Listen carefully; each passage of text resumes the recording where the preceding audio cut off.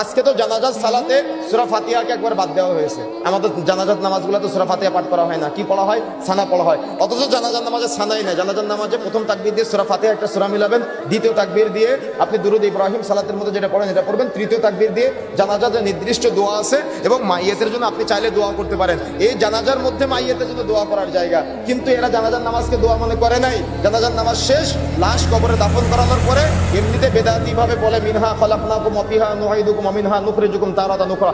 যদিও এটা কোরআনের আয়াত, তারপরেও এটা সহিহ না।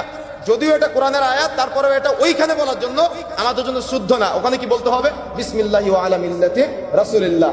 এটা বলে তার মানে সুন্নাহ পদ্ধতিতে বলেও না, একটা বেদাতি পদ্ধতিতে বলতেছে। বলার পরে বলে কি যে 30 মিনিট যাবত মোনাজাত। জানাজার নামাজ হয় 30 সেকেন্ডে সূরা ফাতিহা ছাড়া, আর 30 মিনিট যাবত জানাজার পরে মোনাজাত। তার মানে পুরোটাই উল্টা, সুন্নাতের উল্টা। আপনার সমাজে চলতেছে কিন্তু।